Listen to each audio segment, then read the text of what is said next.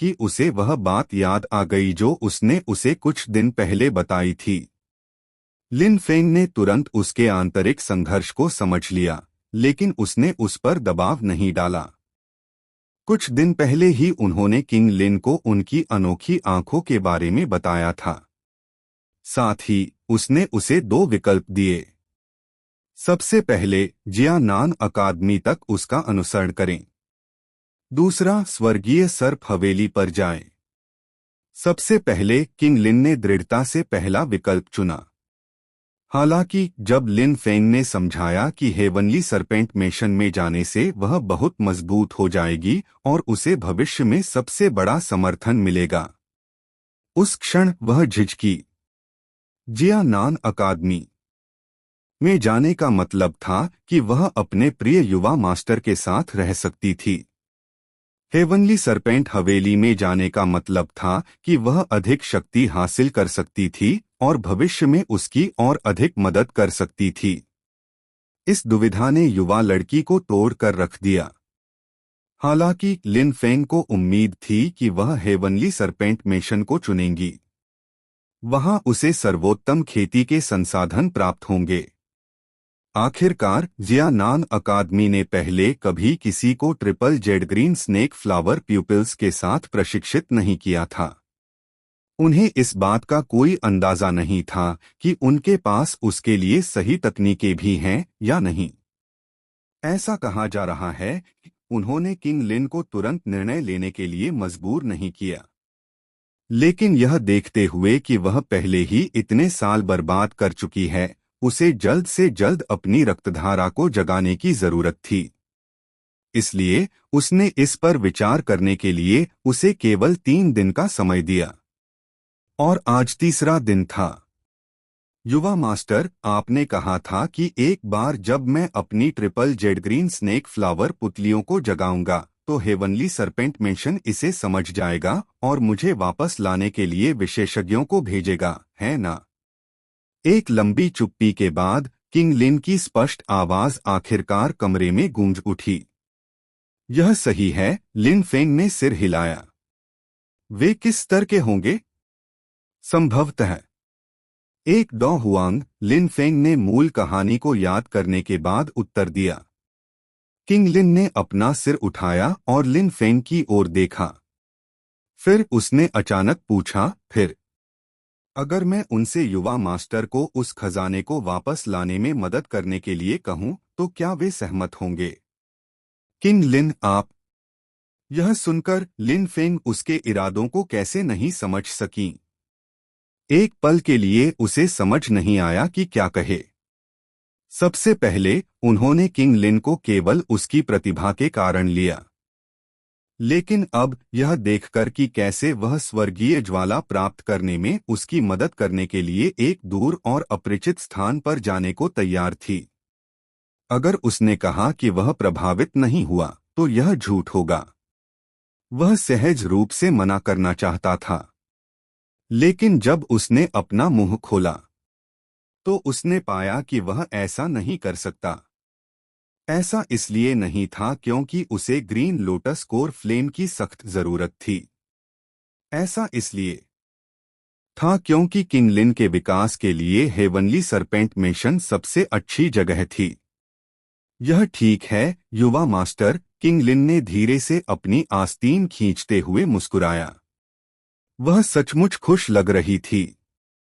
यानी अगर आपने चुपचाप उसके गालों पर बहते आंसुओं को नजरअंदाज कर दिया। किंग लिन को ठीक से पता नहीं था कि टैगोर रेगिस्तान के अंदर क्या है, लेकिन लिन फेंग के कार्यों से यह निश्चित रूप से अविश्वसनीय रूप से दुर्लभ कुछ था। इस बार उसे इसे पाने में उसकी मदद करनी पड़ी। इसके अलावा युवा मास्टर ने एक बार उससे कहा था, यदि आप धमकाया नहीं जाना चाहते तो आपको दूसरों की तुलना में मजबूत बनना होगा। केवल स्वर्गीय सर्प हवेली में जाकर ही वह तेजी से बढ़ सकती थी। तब तक वह वास्तव में अपने युवा मालिक की मदद कर सकती थी। किंग लिन की बातें सुनकर लिन फेंग को एहसास हुआ कि उसकी योजना वास्तव में बहुत व्यवहार्य थी। इसके अलावा वह ऐसे व्यक्ति नहीं थे जो अत्यधिक भावुकता से काम लेते थे। उसके छोटे से चेहरे पर आंसू पोंछते हुए उसने उसकी आंखों में देखा और गंभीरता से कहा, किंग लिन, मुझ पर विश्वास करो। एक दिन मैं व्यक्तिगत रूप से हेवनली सरपेंट मिशन आऊंगा और तुम्हें वापस ले जाऊंगा। किंग लिन की पन्नाहरी आंखें भावनाओं से चमक उठीं और उसने धीरे से उत्तर दिया, किंग लिन ने हमेशा युवा मास्टर में विश्वास किया है। 10+ उन्नत अध्यायों के लिए पैट्रियन में मेरा समर्थन करें।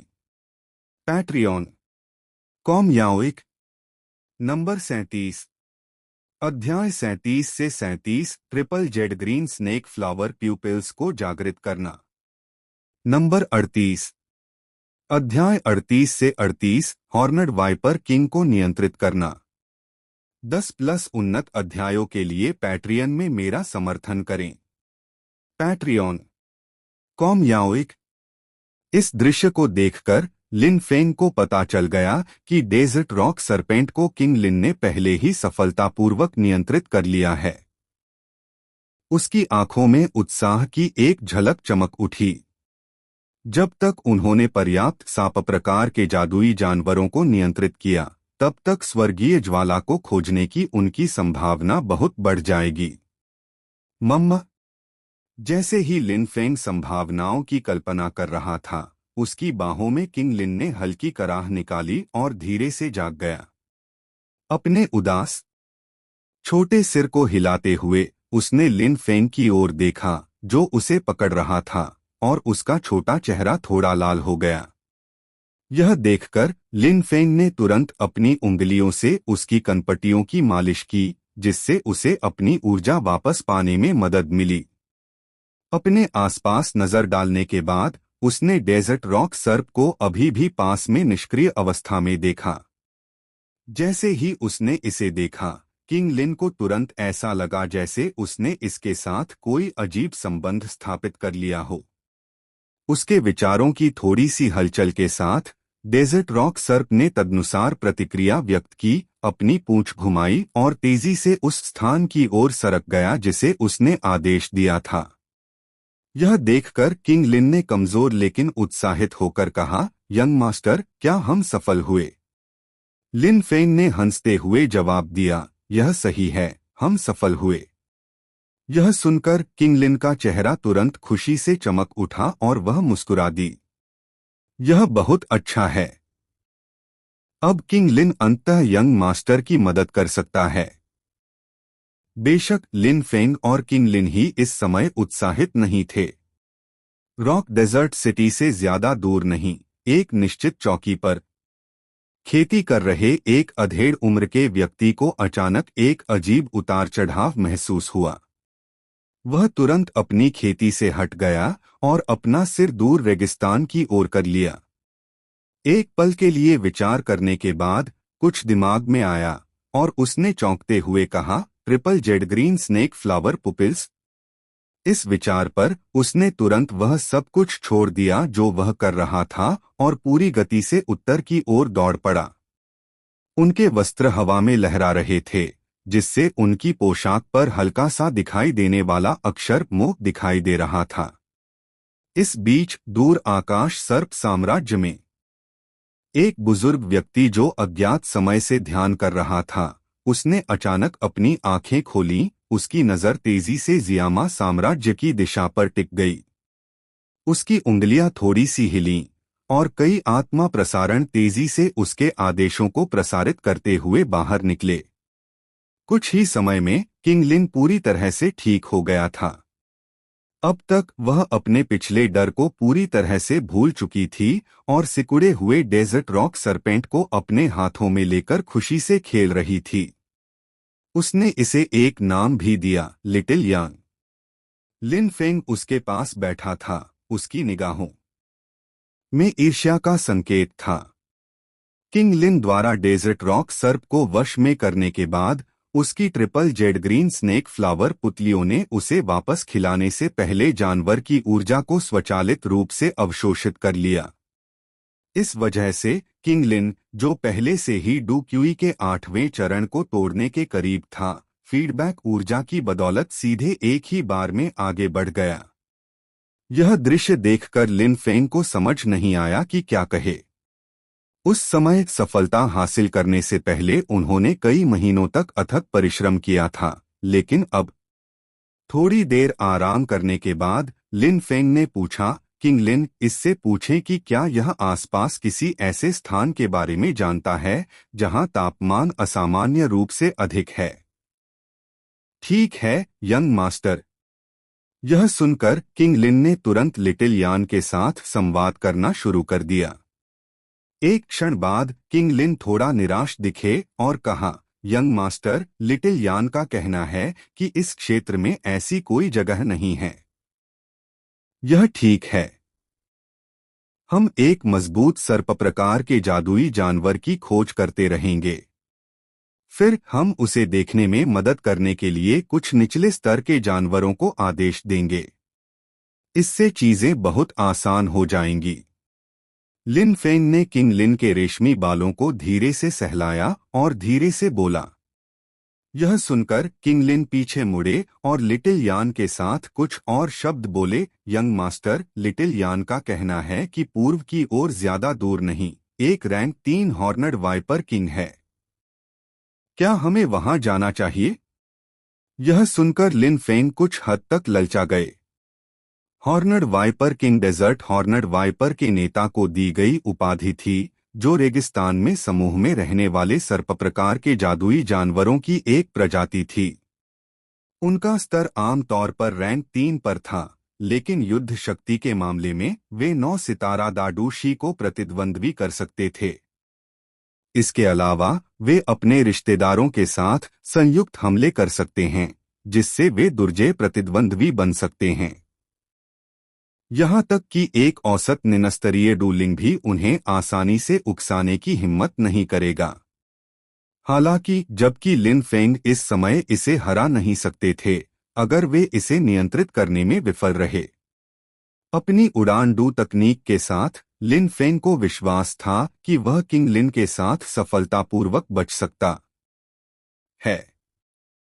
हालांकि किंग लिन के बारे में सोचते हुए लिन फेंग ने कुछ चिंता के साथ उसकी ओर देखा और पूछा, क्या आप इसे नियंत्रित कर सकते हैं? किंग लिन ने दृढ़ता से उत्तर देने से पहले एक पल के लिए सोचा। हाँ, ठीक है, तो चलो वहां चलते हैं।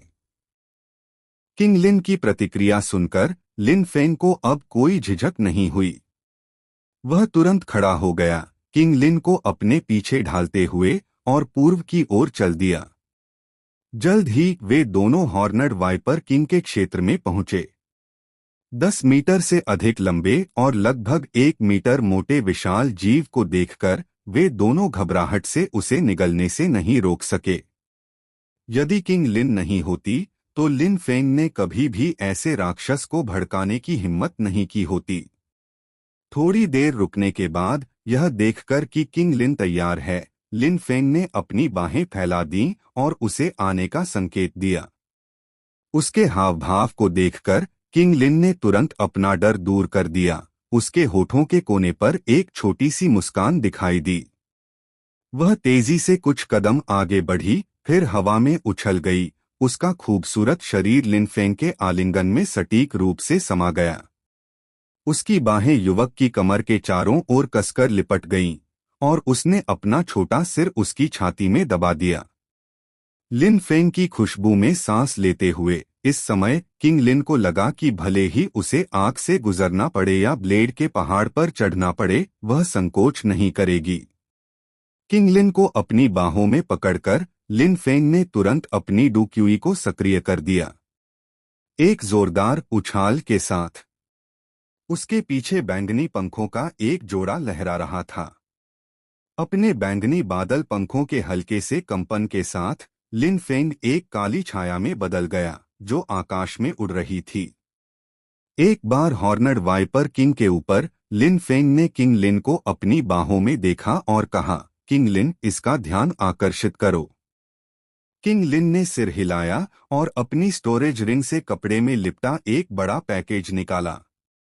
लिन फेंग ने इसे पहले से ही तैयार कर लिया था उन्हें चिंता थी कि किंग लिन को ले जाने से उनके लिए डू तकनीकों का उपयोग करना असुविधाजनक हो जाएगा और तीसरे दर्जे के जादुई जानवर के बहुत करीब जाना बहुत खतरनाक होगा। इस प्रकार उसने 200 जिन से अधिक बारूद से भरा एक बड़ा विस्फोटक पैक तैयार किया था। पृथ्वी पर एक वयस्क को भी इतना वजन उठाने में कठिनाई होगी। हालांकि किंग लिन के 7वें चरण डूजी क्यूई के साथ इसे उठाना बहुत मुश्किल नहीं था। लिन फेंग के पूर्व निर्देशों का पालन करते हुए किंग लिन ने फ्यूज जलाया। हालांकि उसने सीधे हॉर्नड वाइपर किंग पर निशाना साधने के बजाय उसे उसकी मांद की ओर फेंक दिया। बूम! कुछ सेकंड बाद हॉर्नड वाइपर किंग की भ्रमित दृष्टि के तहत विस्फोटक पैक में विस्फोट हो गया। एक धीमी गड़गड़ाहट के साथ सावधानीपूर्वक खोदी गई उसकी रेत की गुफा ढह गई। हिस दहाड़! अपने बहुमूल्य घर को इस तरह नष्ट होते देख हॉर्नड वाइपर किंग तुरंत क्रोधित हो गया। उसने तेजी से अपना विशाल सिर घुमाया और उस ओर देखने लगा जहां से विस्फोट हुआ था। इसके ऊपर आकाश में इसने लिन फेंग और किंग लिन को देखा। हालांकि इसकी खुफिया जानकारी सीमित थी, फिर भी यह निष्कर्ष निकाला जा सकता था कि ये दोनों ही अपराधी थे। तुरंत ही इसने उन पर बुरी नजर डाली और उग्र फुसफुसाहटों और दहाड़ों की एक श्रृंखला छोड़ दी। आसपास के अन्य रेगिस्तानी सींग वाले वाइपर भी चिंतित थे। सभी ने लिन फेंग और किंग लिन की ओर अपनी भयंकर निगाहें घुमाईं। यह देखकर कि उन्हें खोज लिया गया है, लिन फेंग ने तुरंत अपनी ऊंचाई कम कर दी। हॉर्नड वाइपर किंग के कई हमलों से बचने के बाद वह उसकी आक्रमण सीमा का अनुमान लगाने में कामयाब रहा। इष्टतम ऊंचाई पर पहुंचकर वह जोर से चिल्लाया, किंग लिन! लिन फेंग की पुकार सुनकर किंग लिन ने तुरंत कार्रवाई की। पहले भी एक बार इस प्रक्रिया से गुजरने के बाद उसने तेजी से अपने triple jade green snake flower pupils को सक्रिय कर दिया। उसकी पन्नाहरी आंखों में 3 छोटे हरे बिंदु अचानक चमकते हुए प्रकट हुए। उसकी पुतलियों से एक शक्तिशाली भयानक रोशनी फूटी जिसने उसके सामने हॉर्नड वाइपर किंग को घेर लिया। 10+ उन्नत अध्यायों के लिए पैट्रियन में मेरा समर्थन करें। patreon.com याओइक नंबर 39 अध्याय 39 से 39 स्वर्गीय ज्वाला के निशान। 10+ उन्नत अध्यायों के लिए पैट्रियन में मेरा समर्थन करें। patreon.com याओइक जैसे ही डरावनी हरी रोशनी ने हॉर्नड वाइपर किंग को रोशन किया, उसका विशाल शरीर अचानक अकड़ गया। उसकी विशाल सांप की आंखें भय के संकेत से भरी हुई उसके सामने युवा लड़की पर कसकर टिकी हुई थीं। कुछ क्षण बाद हॉर्नड वाइपर किंग के सिर पर एक हरे फूल के आकार की छाप तेजी से दिखाई दी। वह जानवर जो एक क्षण पहले भयंकर संघर्ष कर रहा था, अचानक सारी हरकतें बंद कर दी। इसकी आंखों में डर फीका पड़ गया, उसकी जगह आज्ञाकारी और विनम्र अभिव्यक्ति ने ले ली। यह देखकर कि हॉर्नड वाइपर किंग को सफलतापूर्वक नियंत्रित कर लिया गया, लिन फेंग ने तुरंत अपनी निगाहें किंग लिन को अपनी बाहों में ले लीं। हालांकि उन्होंने देखा कि अत्यधिक ऊर्जा खपत के कारण थोड़ा पीला रंग होने के अलावा वह पिछली बार की तरह बेहोश नहीं हुई थी। यह जानकर लिन फेंग का दिल हिल गया।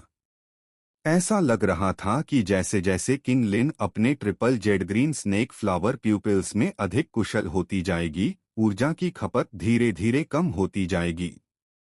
फिर भी नीचे अभी भी उत्तेजित रेगिस्तानी वाइपर को देखकर लिन फेंग ने एक उपचार गोली निकाली और किंग लिन को दे दी।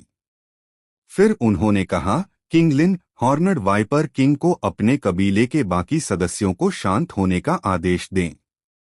किंग लिन समझ गए कि लिन फेंग पर्पल क्लाउड विंग्स को बहुत लंबे समय तक बरकरार नहीं रख सकते। उसने तुरंत हॉर्नड वाइपर किंग से संपर्क किया और उसका आदेश सुनाया। उसके आदेश का पालन करते हुए हॉर्नड वाइपर किंग ने एक गहरी फुसफुसाहट भरी। एक पल में नीचे अराजक वाइपर झुंड शांत हो गया अब लिन फेंग और किंग लिन पर ध्यान नहीं दे रहा था।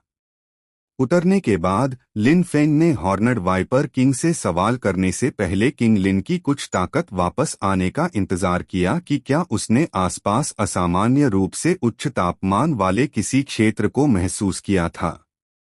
नकारात्मक प्रतिक्रिया पाकर किंग लिन ने लिन फेंग पर अपना सिर हिलाया। लिन फेंग थोड़ा घबरा गए और उन्होंने वाइपर निवास स्थान का निरीक्षण किया। मोटे अनुमान के अनुसार यहाँ कम से कम 200 रेगिस्तानी वाइपर रहते थे। उसके दिमाग में एक विचार कौंधा और वह जल्दी से किंग लिन की ओर मुड़ा, जो अभी भी हॉर्नड वाइपर किंग को शांत कर रहा था, और कहा, किंग लिन, हॉर्नड वाइपर किंग से कहो कि वह इन सभी रेगिस्तानी वाइपर को असामान्य गर्मी वाले क्षेत्रों की खोज के लिए भेज दे।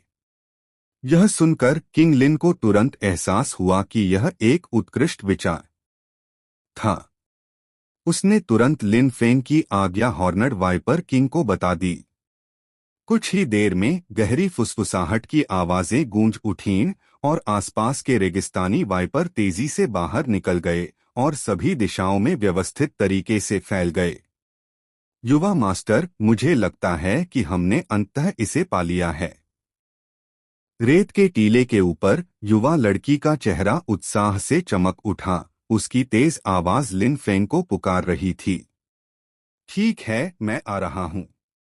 लिन फेंग ने पिछले आधे महीने में इस वाक्यांश को कई बार सुना था। उसने बेजान होकर जवाब दिया। उसका स्वर थकावट से भरा हुआ था। धीमी दृष्टि से उसने धीरे धीरे आगे बढ़ने से पहले उसकी ओर देखा। हालांकि किंग लिन अभी भी ऊर्जा से भरपूर था। लिन फेंग की सुस्त स्थिति को देखकर उसने जल्दी से उसका हाथ पकड़ लिया और उसे ग्राउंड होल की ओर खींच लिया। छेद के प्रवेश द्वार पर उन्होंने एक गहरी और संकीर्ण सुरंग देखी, जो आधे मीटर से थोड़ी अधिक चौड़ी थी। लिन फेंग ने अपना हाथ अंदर बढ़ाया और डू क्यूई को अपने भीतर समाहित करने के लिए अपनी साधना तकनीक को सक्रिय किया। टैगोर रेगिस्तान पहले से ही आग से प्रभावित डू क्यूई से समृद्ध था। हालांकि जैसे ही उसने सुरंग से डू क्यूई को अवशोषित किया, लिन फेंग ने तुरंत देखा कि यह आसपास के रेगिस्तान से भी अधिक घना था। उसकी बेजान आंखें तुरंत उत्साह से चमक उठीं। इसे ध्यान से फिर से महसूस करने के बाद वह किंग लिन की ओर मुड़ा और आग्रह किया, किंग लिन, जल्दी जादुई जानवरों को सुरंग को चौड़ा करने के लिए कहें ताकि हम अंदर समा सकें। लिन फेंग की चिंतित अभिव्यक्ति को देखकर किंग लिन तुरंत समझ गए, उन्हें इस बार आखिरकार सही जगह मिल गई है। उसने जल्दी से जादुई जानवरों को सुरंग खोदने का आदेश दिया, जिससे वह सुरंग इतनी बड़ी हो जाए कि वे उसमें प्रवेश कर सकें। अगला दिन रेत के टीले के ऊपर खड़े होकर लिन फेंग ने अपने सामने 1 मीटर से अधिक व्यास वाली चौड़ी सुरंग को देखा। यह सैकड़ों सांप प्रकार के जादुई जानवरों के रात भर ओवरटाइम काम करने का परिणाम था। लिन फेंग ने किंग लिन को 2 रैंक 3, 10 रैंक 2 और 20 पीक रैंक 1 डेजर्ट हॉर्नड वाइपर का चयन करने का निर्देश दिया। किंग लिन, उन्हें आगे बढ़ने दो। किंग लिन ने सिर हिलाया। उसके एक ही आदेश से डेजर्ट हॉर्नड वाइपर एक-एक करके मार्ग में घुस गए। सुरंग की काली काली गहराई में देखते हुए लिन फेंग ने धीरे से पतली किंग लिन को अपनी बाहों में उठा लिया। फिर उसने एक मूनलाइट स्टोन निकाला और उसे दे दिया। गहरी सांस लेते हुए वह उनके पीछे कूद पड़ा। अंधेरी सुरंग के अंदर लिन फेंग ने किंग लिन को कसकर पकड़ रखा था, क्योंकि उनके शरीर ढलान वाले रास्ते से नीचे की ओर फिसल रहे थे। किंग लिन के छोटे हाथ में उसने मूनलाइट स्टोन को पकड़ रखा था। उसमें से एक नरम फीकी चमक निकली, जिससे लिन फेंग को आगे आने वाली किसी भी बाधा का पता चल गया। जब वे नीचे उतर रहे थे तो संकरी सुरंग केवल रेत से कपड़े के रगड़ने की हल्की हल्की खरोंचने की आवाजों से गूंज रही थी। 10 मिनट से अधिक समय तक फिसलने के बाद लिन फेंग को सुरंग के भीतर तेजी से घनी अग्निविशेषता ऊर्जा महसूस हुई, इतनी मोटी कि यह लगभग असहनीय थी। वास्तव में वह विश्वास के साथ कह सकता था कि हवा में 90% डुक्यूई अग्निगुण का था। जैसे जैसे वे गहराई में गए, लिन फेंग की अभिव्यक्ति अधिक गंभीर होती गई। वह महसूस कर सकता था कि उसके शरीर के भीतर साधना तकनीक पूरी तरह से अपने आप ही आश्चर्यजनक गति से काम करना शुरू कर चुकी थी, बिना उसकी शुरुआत के। जब से उन्होंने खेती करना शुरू किया तब से ऐसा पहली बार हुआ था। लेकिन इससे केवल एक बात की पुष्टि हुई, इस मार्ग के निचले भाग में 19वीं रैंक की स्वर्गीय ज्वाला, ग्रीन लोटस कोर ज्वाला थी। इस एहसास पर लिन फेंग ने सहजता से निगल लिया, उसका चेहरा तुरंत उत्साह से भर गया। हालांकि ग्रीन लोटस कोर फ्लेम को हेवनली फ्लेम रैंकिंग में केवल 19वें स्थान पर रखा गया था, अगर यह एक हाई प्रोफाइल नीलामी में प्रदर्शित होता। भले ही मांगी गई कीमत उच्च श्रेणी की पृथ्वी श्रेणी की खेती तकनीक या डू तकनीक जितनी ऊंची हो, फिर भी कीमियागर इसके लिए लड़ने को तैयार होंगे। इसके अलावा जियो यिक्सियन के दुखदायी हर शरीर को हल करने के लिए एक स्वर्गीय ज्वाला की भी आवश्यकता थी। हालांकि उसके पास वर्तमान में जहर की गोली विधि को परिष्कृत करने की विधि का अभाव था, कौन कह सकता था कि वह इसे कल प्राप्त नहीं करेगा। हम लगभग वहां पहुंच चुके हैं। सामने उभरती उग्र लाल चमक को देखकर लिन फेंग की आवाज कुछ कर्कश थी, धीरे धीरे सुरंग की दीवारों पर प्रतिबिंबित। लाल रंग और अधिक तीव्र हो गया। आखिरकार जब लिन फेंग ने किंग लिन को सुरंग से बाहर निकाला, एक पल में उन दोनों को ऐसा लगा मानो उन्होंने आग की दुनिया में कदम रख दिया हो।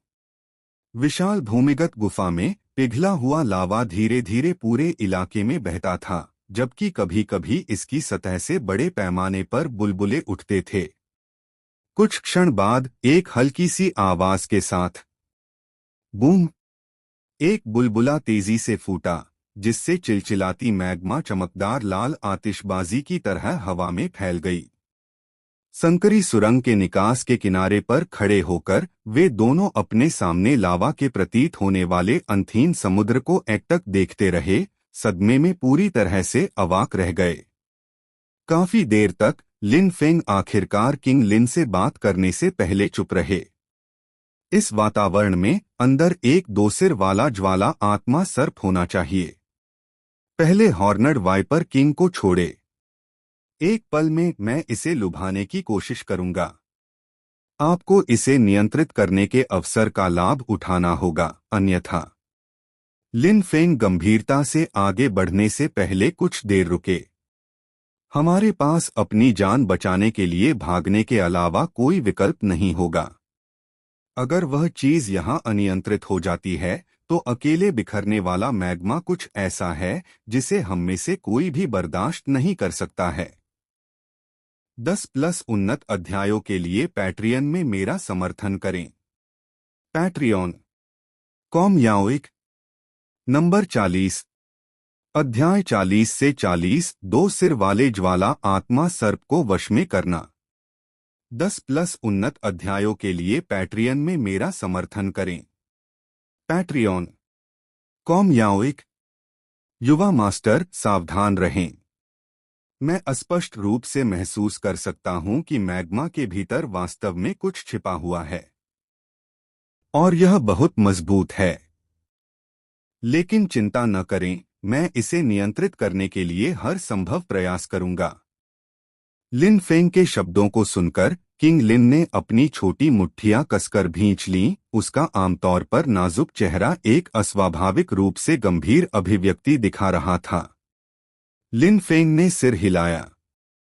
उसकी डुक्यूई तेजी से बढ़ी और तेज गति के साथ पर्पल क्लाउड विंग्स उसकी पीठ से बाहर निकल गए। अगले ही पल उसकी आकृति मैग्मा के ऊपर तेजी से सरकते हुए हवा में उड़ गई। एक लाल रंग का डुक्यूई लबादा उसके शरीर को ढक रहा था, पूरी तरह से उसकी रक्षा कर रहा था। उसी समय उनकी आत्मा की धारणा बाहर की ओर फैल गई, आसपास के वातावरण को सावधानीपूर्वक स्कैन करते हुए। आखिरकार ऐसे चरम माहौल में एक छोटी सी गलती भी अप्रत्याशित और घातक परिणाम दे सकती है। भूमिगत गुफा के भीतर का तापमान अकल्पनीय रूप से अधिक था। भले ही लिन फेंग स्वयं एक अग्निगुण कृषक थे, बुदबुदाती मैग्मा द्वारा छोड़ी गई हल्की धुंध न केवल भीषण गर्मी बल्कि आग का जहर भी ले जाती थी। खतरे को भांपते हुए लिन फेंग ने तेजी से एक विषहरण गोली निगल ली। फिर भी उसने आसपास की हवा में लापरवाही से सांस लेने की हिम्मत नहीं की। केवल जब उसे बहुत जरूरी होता था तो वह सावधानी से थोड़ी मात्रा में हवा लेता था। फिर भी न्यूनतम मात्रा में सांस लेने के बावजूद हर बार जब जहर उसके शरीर में प्रवेश करता था तो चक्कर आने लगते थे। यदि उसने पहले विषहरण की गोली नहीं ली होती तो शायद वह पहले ही जहर का शिकार हो गया होता और सीधे नीचे झुलसते मैग्मा में गिर गया होता। अत्यधिक खतरे के कारण लिन फेंग ने मार्ग से बहुत दूर जाने की हिम्मत नहीं की। वह बस पास के मैग्मा पर मंडराता रहा, सावधानी से अपने आसपास का सर्वेक्षण करता रहा। आग की झील के ऊपर उड़ते हुए लिन फेंग को धीरे धीरे गुफा की विशाल विशालता का एहसास हुआ। बहता हुआ मैग्मा लगभग पूरी तरह से एक विशाल मैग्मा झील में परिवर्तित हो गया था। कभी कभी जैसे ही चिलचिलाती गर्मी की लहरें बढ़ती, झील से अचानक लाल मैग्मा के खंभे फूट पड़ते। हर बार ऐसा होने पर लिन फेंग का दिल डर के मारे जोर जोर से धड़कने लगा। हालांकि उसके डुक्यूई लबादे ने कुछ सुरक्षा प्रदान की, लेकिन कई बार मैग्मा के ऊपर चक्कर लगाने के बाद उसकी त्वचा पर झुलसने की अनुभूति असहनीय हो गई। अचानक पीछे से एक जरूरी तेज चीख गूंज उठी। युवा मास्टर, यह आपके ठीक नीचे है, जल्दी वापस आए। घबराई हुई चीख सुनकर लिन फेंग की खोपड़ी सुन्न हो गई। बिना किसी हिचकिचाहट के वह हवा में ही घूम गया। अपने पंखों की शक्तिशाली फड़फड़ाहट के साथ उसने पूरी गति से सुरंग के प्रवेश द्वार की ओर निशाना साधा। जैसे ही लिन फेंग आगे बढ़े, नीचे कभी शांत रहने वाली मैग्मा झील से एक गगनभेदी विस्फोट हुआ। बूम! धधकते गर्म मैग्मा की अनगिनत धाराएं हवा में तेजी से फूटीं। तेज बारिश के बीच एक विशाल सांप जैसा जादुई जानवर लावा से निकला, बिजली की गति से लिन फेंग की ओर बढ़ा। उड़ते हुए मैग्मा की अराजकता ने तुरंत पहले से शांत झील को भीषण नरक में बदल दिया। आग के ऊंचे ऊंचे खंभे आकाश में चमक रहे थे, जिससे वास्तव में विस्मयकारी लेकिन भयानक दृश्य उत्पन्न हो रहा था। लेकिन लिन फेंग के लिए हर जगह मैग्मा बिखरने का दृश्य किसी विनाशकारी से कम नहीं था। यह देखकर कि वह लगभग गुफा के किनारे पर था, वह झट से चिल्लाया, किंग लिन रक्षा। उसकी आज्ञा सुनकर किंग लिन तुरंत तनाव में आ गई, उसका छोटा चेहरा दृढ़ संकल्प से भर गया। उसने तेजी से हॉर्नड वाइपर किंग और उसके कुलीन रिश्तेदारों को अपनी संयुक्त ऊर्जा को एक बड़े पृथ्वी के रंग का ऊर्जा कवच बनाने का आदेश दिया। आखिरी क्षण में जब ढाल ने आकार लिया, लिन फेंग के शरीर ने डेजर्ट हॉर्नड वाइपर को पार कर लिया और तेजी से खुद को उनके पीछे स्थापित कर लिया। बूम! एक गगनभेदी टक्कर की आवाज भूमिगत गुफा में गूंज उठी। पृथ्वी पीली और उग्रलाल ताकतों के बीच टकराव ने एक क्षणिक गतिरोध पैदा कर दिया। जानवरों की भीड़ की असली ताकत अब पूरे प्रदर्शन पर थी। हॉर्नड वाइपर किंग के नेतृत्व में एक चोटी दाडूशी 2 रैंक 3, 10 रैंक 2 और 20 चोटी रैंक 1 डेजर्ट हॉर्नड वाइपर की संयुक्त सेना ने चौथी रैंक के 2 सिर वाले फ्लेम स्पिरिट सरपेंट के हमले को सफलतापूर्वक रोक दिया। निःसंदेह ऐसा इसलिए भी था क्योंकि ज्वाला आत्मा सर्प ने अभी तक अपनी पूरी शक्ति का उपयोग नहीं किया था।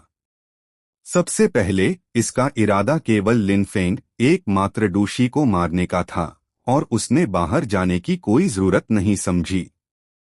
किंग लिन, अब इसे नियंत्रित करो। लड़ाई को गतिरोध में बंद देखकर लिन फेंग तुरंत चिल्लाया।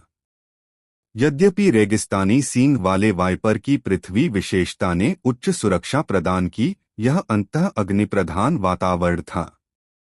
पुनः पूर्ति के बिना उनका धैर्य लंबे समय तक नहीं टिकेगा। कहने की जरूरत नहीं, दोनों पक्षों के बीच स्तर का अंतर बहुत बड़ा था। तात्कालिकता को समझते हुए किंग लिन ने तुरंत अपनी triple jade green snake flower pupils को सक्रिय करते हुए फ्लेम स्पिरिट सरपेंट पर अपना ध्यान केंद्रित किया। फ्लेम स्पिरिट सरपेंट, जो आक्रामक तरीके से हमला कर रहा था, जैसे ही उसकी नजरें उससे टकराईं, अचानक ठिठक गया, बिल्कुल पिछले दो सांप प्रकार के जादुई जानवरों की तरह। क्षण भर बाद उसके दोनों सिरों पर हरे फूलों की आकृतियां उभर आईं। इस पर सफलतापूर्वक काबू पा लिया गया। मम्मा। नियंत्रण पूरा करने के बाद किंग लिन ने अचानक अपनी आंखें बंद कर लीं, उसकी अभिव्यक्ति में बेचैनी दिख रही थी। लिन फेंग जल्दी से आए और पूछा, किंग लिन, क्या तुम ठीक हो? युवा मास्टर, मैं ठीक हूं। बस मेरी आंखों पर थोड़ा दबाव है। कुछ समय के लिए मैं शायद किसी और जादुई जानवर को नियंत्रित नहीं कर पाऊंगा। किंग लिन ने थका हुआ लग रहा था, हल्के से अपना सिर हिलाया। यह सुनकर कि वह ठीक थी, लिन फेंग ने राहत की सांस ली। उस लड़की को देखकर, जो थोड़ी सी थकी हुई थी, वह उसकी triple jade green snake flower पुतलियों की भयानक ताकत पर एक बार फिर आश्चर्यचकित हुए बिना नहीं रह सका। एक लड़की जो अभी अभी डूझे की ओर बढ़ी थी, वास्तव में रैंक 4 के जादुई जानवर को नियंत्रित करने में कामयाब रही थी। और फिर भी बाद में उसे केवल थोड़ी थकान महसूस हुई। इसने लिन फेंग को पूरी तरह से अवाक कर दिया।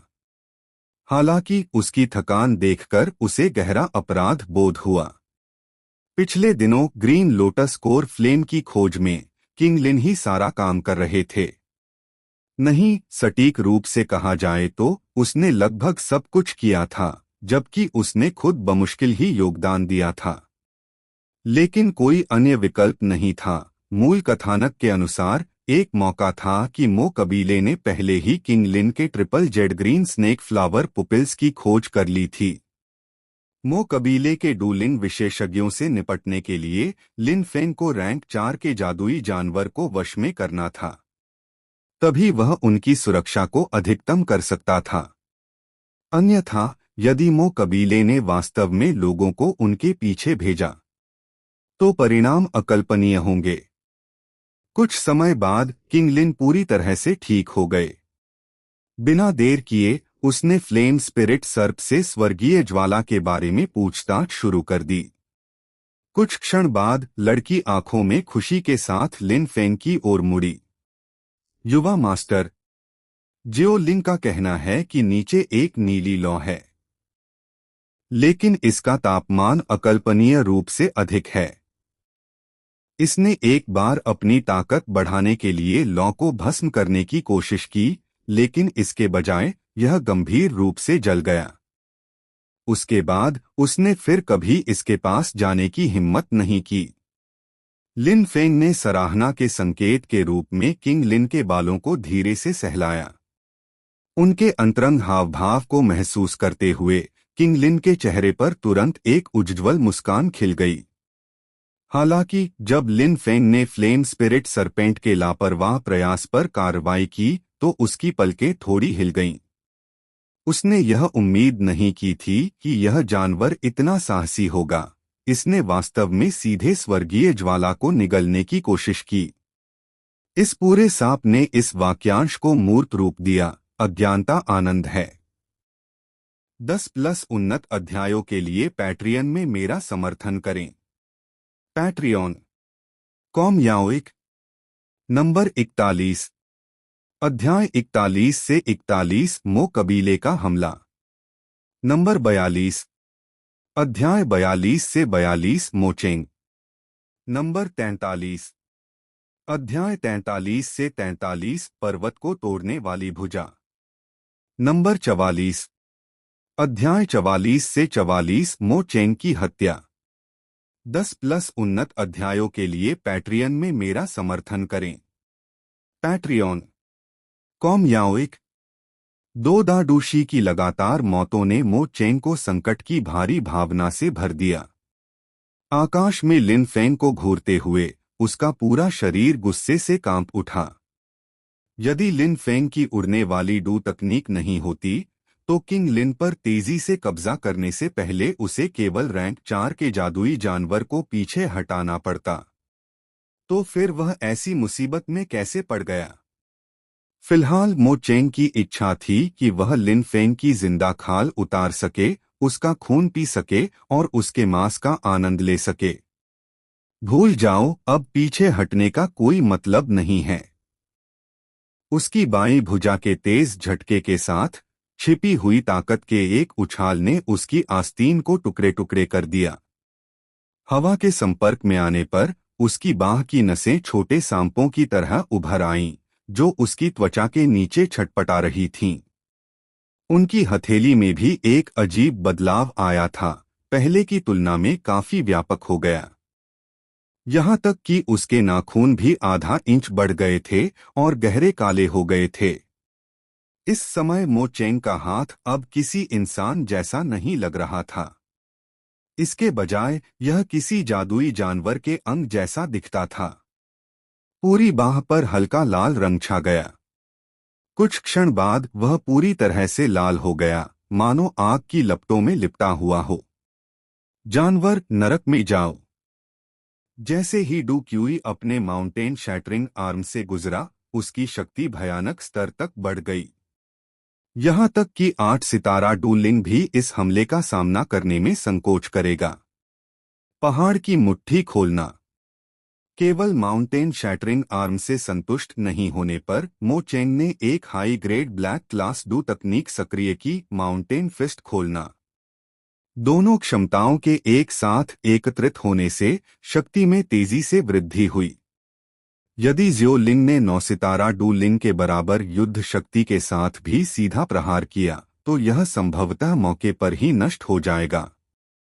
हालांकि किंग लिन के पूर्व आदेशों का पालन करते हुए यह मो चेंग से सुरक्षित दूरी बनाए हुए था।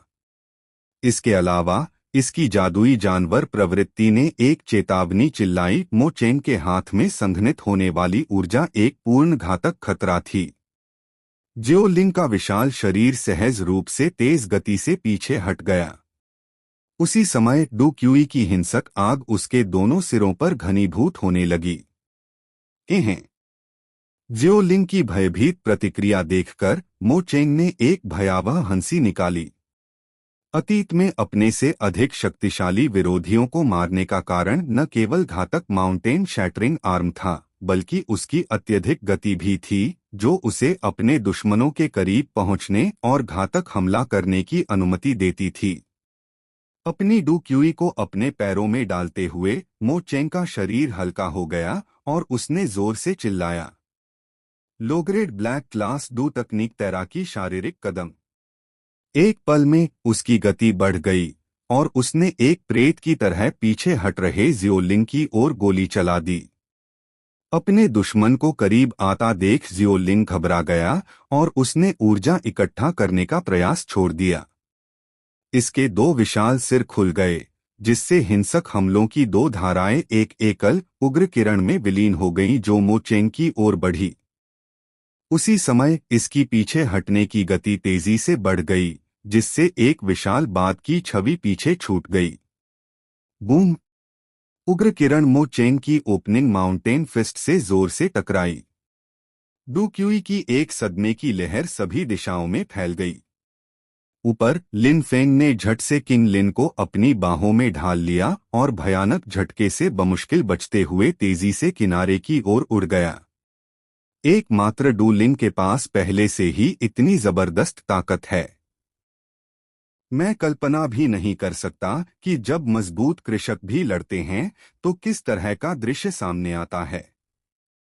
हवा में भयानक सदमे की लहरों को देखकर लिन फेंग ने भावना से भरी आह भरी। अगर यह यंग मास्टर है तो किंग लिन का मानना है कि आप भी भविष्य में इतने शक्तिशाली विशेषज्ञ बन जाएंगे। पहली बार ऐसी लड़ाई देख रहे किंग लिन को गहरा सदमा लगा। लेकिन लिन फेंग की बातें सुनकर उसने तुरंत दृढ़ विश्वास के साथ जवाब दिया, तुम छोटी बच्ची हो। लिन फेंग ने अपना हाथ छोड़ा और खेल खेल में किंग लिन की नाजुक नाक पर चुटकी काट ली। उसकी आवाज स्नेह से भर गई। हे। लिन फेंग की गर्माहट को महसूस करते हुए किंग लिन खिलखिला उठी और अपना चेहरा उसकी छाती पर रख दिया। लिन फेंग ने मुस्कुराया और किंग लिन के बालों को धीरे से सहलाया, इससे पहले कि उसकी नजर नीचे बिखरते धूल के बादल पर पड़ी। कुछ ही समय बाद जियो लिंग अचानक घनी धूल से बाहर निकला। हालांकि लिन फेंग के सामने के दृश्य ने उसकी भौहें सख्त कर दी। इस समय जियो लिंग के दो सिरों में से एक की गर्दन के आधार पर गंभीर चोट लगी थी। इसकी गर्दन संभवतः फ्रैक्चर के कारण अप्राकृतिक कोण पर मुड़ी हुई थी।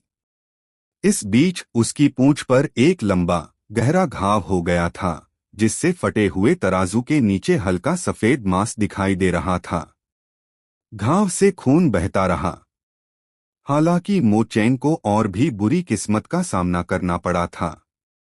उसका दाहिना पैर पूरी तरह से कट गया था, जिससे वह असहाय होकर जमीन पर गिरा पड़ा था। उसकी छाती जोर से उठी और एक भयानक घाव सीधे उसके पेट में घुस गया। लिन फेंग ने अनुमान लगाया कि यह जियो लिंग का काम था। उसके उस नुकीले दांतों ने मो चेंग के मांस को फाड़ दिया होगा। उसकी लंगड़ी मुद्रा को देखते हुए संभवतः जियो लिंग के अत्यधिक बल के कारण उसकी रीढ़ की हड्डी टूट गई थी। उनके नीचे ऊर्जा के हिंसक टकराव के कारण एक समय प्रमुख रेत का टीला लगभग 2 मीटर तक टूट गया था। जमीन पर लेटे हुए मो चेंग ने अपने सामने अग्निगुण वाले जादुई जानवर को देखा। उसका दिल अंतहीन अफसोस से भर गया। यदि उसके पास एक और मौका होता तो वह कभी इतना अहंकारी नहीं होता। इस लड़ाई के लिए केवल एक छोटी सी टीम लेकर आता। लेकिन अब उसका एक पैर टूट गया है और उसका शरीर गंभीर रूप से घायल हो गया है। पलायन अब कोई विकल्प नहीं था। जैसे ही उसे अपने आसन्न विनाश का एहसास हुआ, उसकी आंखें अत्यंत भय से भर गईं। हुश! तभी एक लंबी भूरी परछाई अचानक युद्ध के मैदान में फैल गई और एक पल में मो चेंग के पास आ गई। जैसे ही छाया रुकी, उसकी लंबी पूंछ ने जोरदार कोड़े की तरह वार किया। टकराना! एक पल में डर से त्रस्त मो चेंग को एक फेंकी हुई गुड़िया की तरह हवा में उड़ते हुए भेजा गया। पफ! 10 मीटर से अधिक ऊपर उड़ने के बाद वह जमीन पर गिर पड़ा और उसके मुंह से बड़ी मात्रा में खून निकला। संघर्ष करते हुए उसने अपना सिर उठाया और कांपते हुए पीछे मुड़कर देखा जहां वह अभी-अभी आया था। वहां हॉर्नड किंग वाइपर लंबा खड़ा था। उसकी ऊर्ध्वाधर पुतलियां ठंडी रोशनी से चमक रही थीं और वह उसे खतरनाक रूप से घूर रहा था। अपना सिर थोड़ा घुमाकर मो चेंग ने और भी भयावह कुछ देखा। उसका सबसे भरोसेमंद सहयोगी मोशी, एक नौसितारा दाडूशी, पूरी तरह से रेगिस्तानी सींग वाले वाइपर द्वारा निगल लिया गया था। 4 रैंक 3 सींग वाले किंग वाइपर उसकी लाश पर बुरी तरह लड़ रहे थे, मांस के टुकड़े टुकड़े टुकड़े कर रहे थे। आखिरकार जादुई जानवरों के लिए शक्तिशाली योद्धाओं का मांस अत्यधिक पौष्टिक था, जो उनके विकास में सहायता करता था। इसी तरह यदि कोई योद्धा किसी जादुई जानवर के मूल भाग को खा जाता है तो वे अपनी खेती को बढ़ा सकते हैं। क्या मैं जानता था कि ऐसा होगा? इससे पहले कि वह अपना वाक्य पूरा कर पाता, बूम! एक चाबुक जैसी भूरी पूंछ एक बार फिर फूट पड़ी। इसके साथ ही मो चेंगमो कबीले के सबसे बड़े बुजुर्ग, उनके तथाकथित सबसे मजबूत योद्धा। अंततः उसने अपनी आंखें हमेशा के लिए बंद कर लीं। उसकी जीवन शक्ति तेजी से शून्य में लुप्त हो रही थी। यंग मास्टर, हॉर्नड किंग वाइपर ने अभी एक संदेश भेजा है। इसमें कहा गया है कि मो चेंग मर चुका है। आध्यात्मिक संचार की एक अदृश्य नब्ज को महसूस करते हुए किंग लिन ने लिन फेंग की ओर अपनी निगाहें उठाईं, उसका चेहरा उत्साह से भर गया। सुनिश्चित करने के लिए हॉर्नड किंग वाइपर से उसे कुछ और बार कोड़े मारने को कहें। लिन फेंग ने एक और क्यूई रिकवरी गोली खाते समय बुदबुदाया, उसकी आवाज थोड़ी धीमी हो गई। यह सुनकर किंग लिन ने सिर हिलाया, यह महसूस करते हुए कि यह एक बहुत ही उचित सुझाव था। फिर उसने हॉर्नड किंग वाइपर को मो चेंग की लाश पर कुछ और बार हमला करने का आदेश दिया। 10+ उन्नत अध्यायों के लिए पैट्रियन में मेरा समर्थन करें। पैट्रियन कॉम याओइक नंबर 45 अध्याय 45 से 45 स्वर्गीय सर्प हवेली का आगमन। नंबर 46 अध्याय 46 से 46 स्वर्गीय सर्प हवेली। 20+ उन्नत अध्यायों के लिए पैट्रियन में मेरा समर्थन करें। पैट्रियन कॉम याओइक मैं तुम्हें यंग मास्टर के बारे में इस तरह बात नहीं करने दूंगा।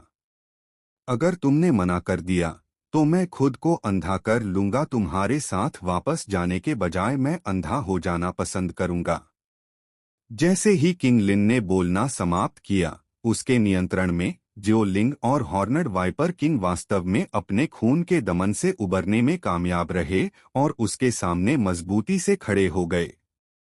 उसी समय किंग लिन की डू क्यूई तेजी से बढ़ी, उसकी आंखों के चारों ओर इकट्ठा हो गई।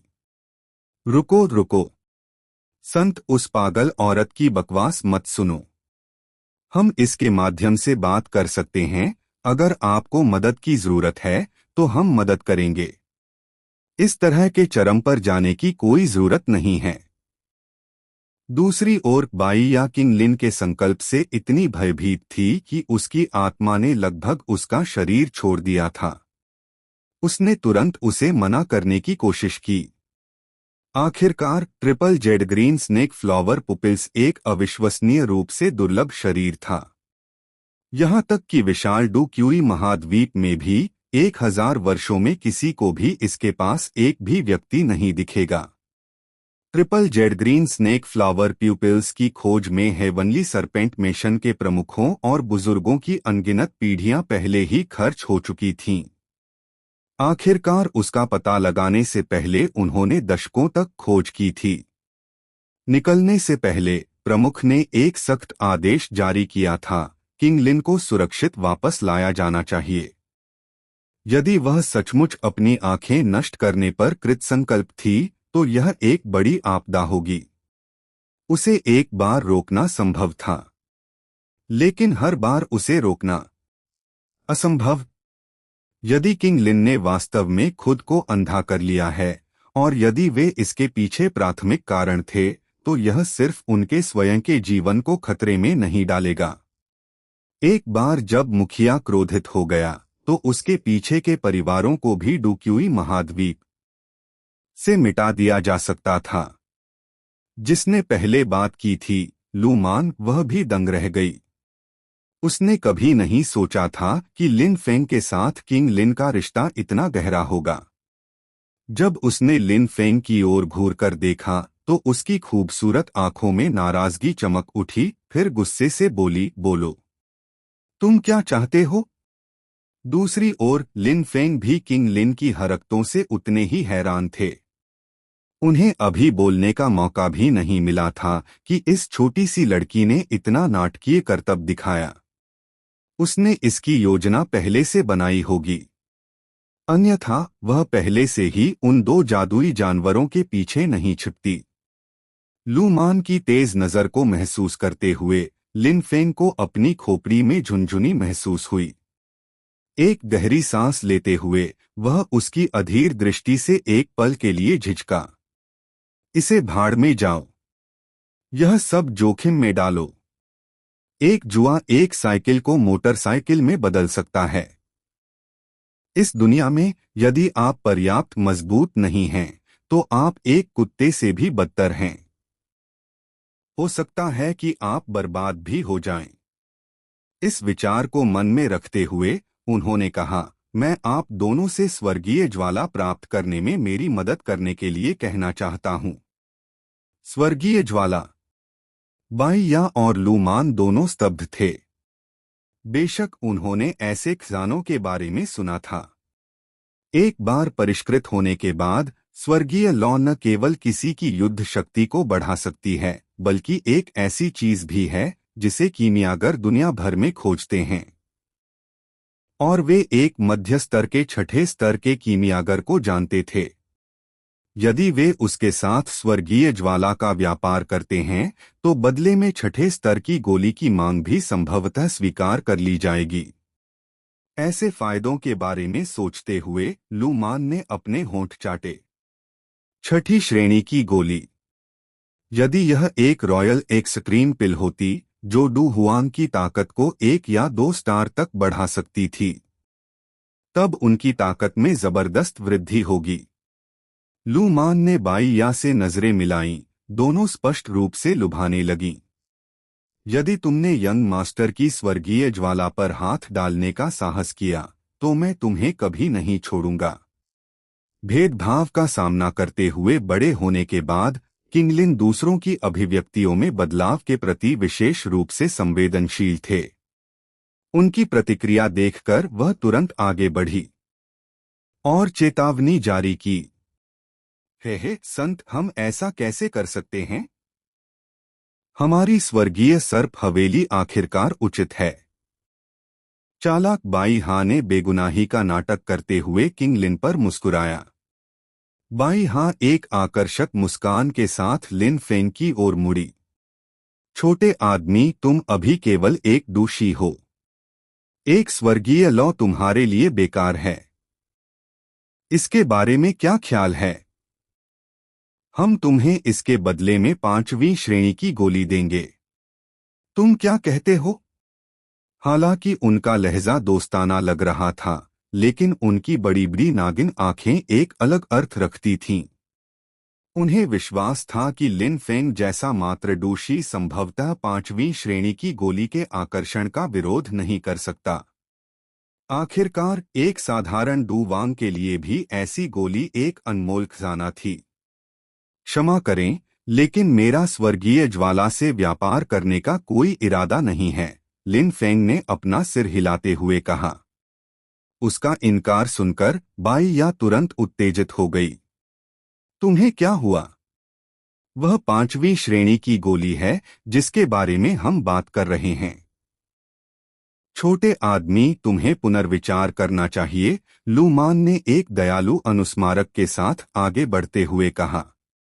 यदि आप हमारे साथ व्यापार करते हैं तो आपको 5वीं श्रेणी की गोली मिलेगी, लेकिन यदि आप स्वर्गीय ज्वाला रखते हैं तो क्या होगा यदि कोई इसके लिए आपको लूटने और मारने के लिए आता है? हालांकि उसके शब्दों के नीचे एक अंतर्निहित धमकी थी। यदि आप इसे प्राप्त करने में सफल भी हो जाते हैं तो एक मात्र दोषी क्या कर सकता है? हम इसे बाद में आपसे ले सकते हैं। उनके दबाव को महसूस करते हुए लिन फेंग ने हल्की सांस छोड़ी। बाई या की पहले की घबराहट ने पहले ही एक बात की पुष्टि कर दी थी। जब तक किंग लिन ने उनका कड़ा विरोध किया, ये दोनों जल्दबाजी में कार्रवाई करने की हिम्मत नहीं करेंगे। फिलहाल वह डर का कोई लक्षण दिखाने का जोखिम नहीं उठा सकता। अपना सिर थोड़ा ऊपर उठाते हुए लिन फेंग ने मुस्कुराते हुए कहा, हे, मुझे लूटे जाने की चिंता नहीं है।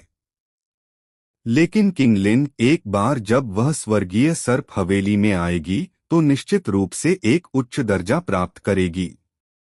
अगर मेरे साथ कुछ होता है और वह परेशान हो जाती है तो वह अपना गुस्सा एक निश्चित महिला डू हुआंग, एक निश्चित छठी रैंक जादुई जानवर और उनके परिवारों पर निकाल सकती है।